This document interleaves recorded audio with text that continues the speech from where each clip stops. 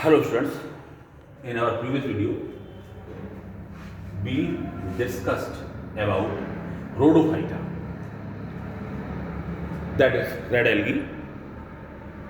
In present video we will discuss about phaeophyta, that is brown algae. phaeophyta को सामान्य भाषा में generally हम काल्प्स कहते हैं,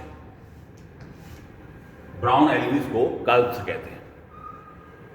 और इसमें जो पिगमेंट्स पाए जाते हैं क्लोरोफिल ए, क्लोरोफिल सी और फ्यूकोजेंथिन। इसका जो ब्राउन कलर है, जिसके नाम पर इसको ब्राउन एल्गी कहते हैं, that is the due to the fucoxanthin, because fucoxanthin is a brown pigment which is responsible for brown color. अब इसके एग्जाम्पल देखें तो इसके एग्जाम्पल 4 एग्जाम्पल हैं: लेमिनेरिया, सार्गेसम, फ्यूकस और एक्टोकार्पस। लेमिनेरिया की अगर हम बात करें तो लेमिनेरिया में ये नीचे वाली सेल जो होल्ड फास्ट होती है और इसके बाद एक पिन लाइक स्ट्रक्चर होती है, काफी लंबी होती है, जिसे स्टाइप कहते हैं, surrounded by a leaf-like structure. और इसकी लंबाई बहुत लगभग 20 मीटर तक लंबा हो सकता है, जितने के एंजियोस्पर्म्स होते हैं काफी लंबे लंबे, ये भी काफी लंबा होता है। और इसमें एल्जिनिक एसिड पाया जाता है, जिसमें एल्जिन पाया जाता है। और एल्जिन का जो मुख्य काम होता है वो स्मूथ कंसिस्टेंसी के लिए यूज किया जाता है। आइसक्रीम बनाते हैं उसमें स्मूथनेस लाने के लिए हम एल्जिन का प्रयोग करते हैं। दूसरा है sargassum. Sargassum is a free floating plant found in sea. समुद्र में पाया जाता है और जहां पर समुद्र में पाया जाता है उस स्थान को सारगैसो सी कहते हैं।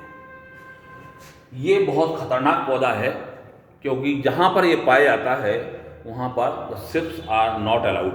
पानी के जहाज वहां नहीं जाते, क्योंकि इसके वजह से the ship will be synced, डूब जाएगा। तो ये सारगेसम बहुत ही खतरनाक पौधा है, समुद्र में पाया जाने वाला, जो जहाजों को डुबा सकता है।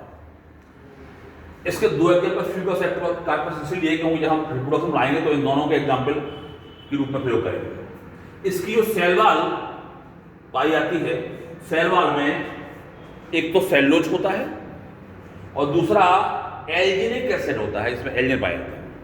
अब एल्जिनिक एसिड क्या काम करता है, मुख्य रूप से इसका प्रयोग एज अ फाइकोकोलोइड ग्रुप में करते हैं, फाइकोकोलोइड ग्रुप में करते हैं। और इसका जो फंक्शन है वो क्या करता है, इसको ड्राइनेस या ड्राइंग से प्रोटेक्ट करता है और वेट से भी बचाता है।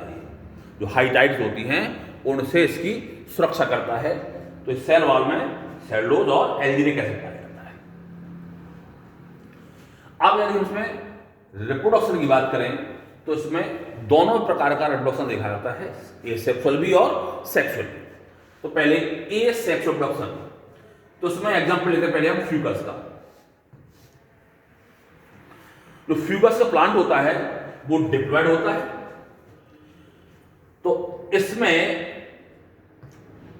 जो डिवीजन होगा वो मियोसिस, विदाउट मियोसिस होगा।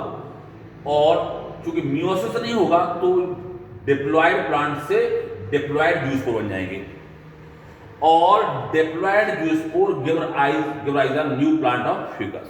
और वो जो जूस्पोर हैं वो डिप्लॉयड प्लांट को बना देंगे। तो ये बहुत छोटी प्रोसेस है कि प्लांट से, डिप्लॉयड प्लांट से जो है जूस्पोर बने, दैट इज आल्सो डिप्लॉयड, और diploid zoospore give rise a new plant of Fucus. तो ये उसमें जो डिवीजन होता है दैट इज नॉट मियोसिस नहीं होता, तो इससे पुनः वही प्लांट बन जाएगा। सेकंड एग्जांपल है एक्टोकार्पस।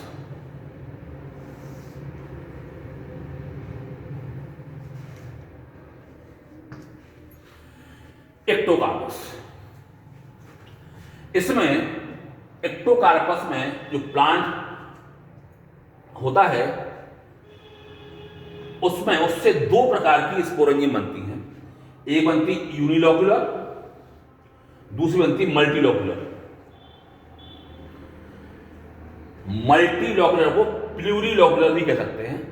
तो पहले मल्टीलोक्युलर स्पोरेंजियम्स में माइक्रोन डिवीजन हुआ और डिप्लॉयड यूस्पोर बनते हैं, और डिप्लॉयड यूस्पोर से फिर डिप्लॉयड प्लांट बन जाता है। तो ये हुआ एक्टोकार्पस में मल्टीलोक्युलर स्पोरेंजियम में। जो यूनिलोक्युलर स्पोरेंजियम बनती है उसमें मियोटिक डिवीजन होगा, उससे हैप्लॉयड यूस्पोर बनेंगे। क्योंकि मियोटिक डिवीजन हो रहा है तो ये हैप्लॉयड यूस्पोर बनेंगे, और हैप्लॉयड यूस्पोर गिव राइज अ हैप्लॉयड प्लांट। तो उसमें देखो डिप्लॉयड प्लांट था और फिर ये बन गया हैप्लॉयड प्लांट। हैप्लॉयड प्लांट से मेल और फीमेल गैमेट बनेंगे जिनमें फर्टिलाइजेशन होगा, और जो जाइगोट बनेगा वो पुनः डिप्लॉयड हो जाएगा, और डिप्लॉयड जाइगोट से पुनः डिप्लॉयड प्लांट हो जाएगा। तो एक्टोकार्पस में यूनिलोक्युलर में दोनों प्रकार के प्लांट्स पाए जाते हैं, डिप्लॉयड भी और हैप्लॉयड भी, और हैप्लॉयड प्लांट से बाद में फिर पुनः डिप्लॉयड प्लांट बन जाता है। तो दिस इज ए सेक्सोडोसन एक्टोकार्पस। अब जरा जूस्पोर की स्ट्रक्चर, जूस्पोर होता कैसा है इसमें। जूस्पोर को देखें तो ये जैसे और जूस्पोर्स होते हैं आकृति देखने में तो वही होती है, उसकी भी पीयर सेप्ड होते हैं, लेकिन इनमें फ्लैजिला का अंतर होता है। उन जूस्पोर्स में फ्लैजिला एपिकल सेल से निकलते हैं, लेकिन इसमें फ्लैजिला लिटरल होते हैं। और दोनों जो फ्लैजिला जो है लिटरल होते हैं, और दो प्रकार के फ्लैजिला पाए जाते हैं इसमें। एक फ्लैजिला होता है विप्लास टाइप, एक होता है टेंसाइल टाइप। विप्लास टाइप फ्लैजिला क्या होता है, इसमें जो ऑरिजिन इसका होता है वो चौड़ा होगा और फिर नैरो होता जाएगा, और जो टेंसाइल टाइप होता है उसमें ब्रॉडनेस नहीं होगी, एक सा होगा वो ऑरिजिन से, लेकिन इसमें थोड़ा ब्रिस्टल्स पाए जाते हैं। दूसरा, इसकी लेंथ ज्यादा होती है, इसकी लेंथ कम होती है, दोनों अनइक्वल होते हैं। तो सब दो प्रकार के फ्लैजिला पाए जाते हैं, विप्लास टाइप और टेंसाइल टाइप। तो ये जूस्पोर की संरचना है, आपको नोट कर लीजिए। इसके बाद सेक्सुअल रिप्रोडक्शन, लैंगिक जनन। सेक्सुअल रिप्रोडक्शन में दो प्रकार से होता है, आइसोगैमस टाइप और ऊगैमस टाइप।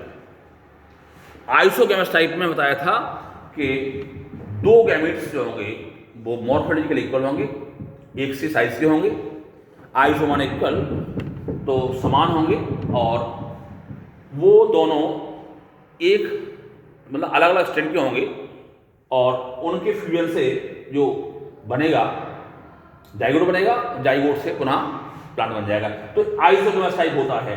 ऊगैमस टाइप में क्या होता है, जो फीमेल होता है गैमीट वो बड़ा होता है और नॉन मोटाइल होता है, और मेल होता है छोटा होता है, और वो भी नॉन मोटाइल होता है, लेकिन किन्हीं कुछ परिस्थितियों में वो थोड़ा बहुत मूव कर सकता है और उस तक कैरी किया जाता है फीमेल गैमीट तक। तो ये ऊगैमस टाइप दो प्रकार से होता है, इसमें आइसोगैमस भी होता है और ऊगैमस भी होता है। तो this is all about the Phaeophyta. Thanks.